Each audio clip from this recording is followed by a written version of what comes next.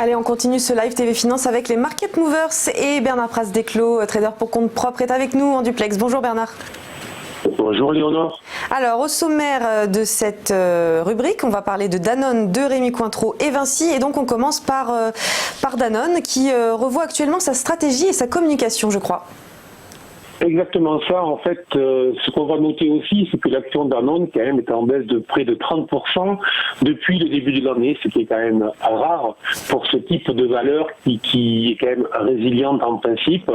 Et très clairement, elle fait face à des problématiques internes, à des problématiques de stratégie. On a vu que le PDG a dû justement donc avancer l'annonce des résultats, puisqu'il y avait des rumeurs comme quoi sa directrice financière allait quitter le groupe au mois de février, et c'est exactement ce qui a été en fait annoncé. Donc on sent bien qu'il y a des petits soucis donc en fait en interne, et qu'il va falloir revoir toute la stratégie, et notamment effectivement avec le confinement, on a vu que le groupe faisait face à des problématiques financières sur l'eau, puisqu'évidemment avec toute la restauration collective et individuelle qui a été fermée durant le confinement, Danone a souffert énormément dans cette branche, et peut-être on parle de rumeurs de céder cette branche-là. Enfin bref, il va falloir vraiment revoir dans tout ça,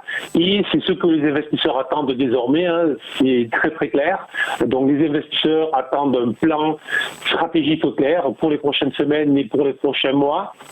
Puis si on veut revenir sur le plan technique, j'ai noté moi début septembre, sauf erreur, que la valeur était inscrite dans un mouvement baissier qui pourrait la conduire justement sur un objectif baissier autour des 52 €. En fait, c'était avec un simple report d'amplitude, hein, pour ceux qui pratiquent un petit peu l'analyse technique. Donc c'était relativement simple à trouver comme objectif baissier, mais ce qu'on va noter donc tout simplement, c'est que la valeur Danone, l'action est venue s'appuyer hier justement sur ce niveau-là.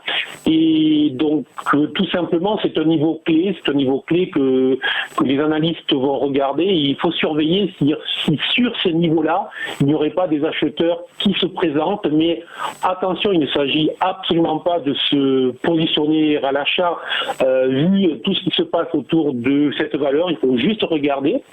Et surtout, il faut considérer qu'il faudra vraiment que la valeur remonte au-delà des 55 €, qui est un niveau clé, au-delà des 55 € pour envisager une fin de ce mouvement de baissier qui commence à être maintenant lourd. Voilà.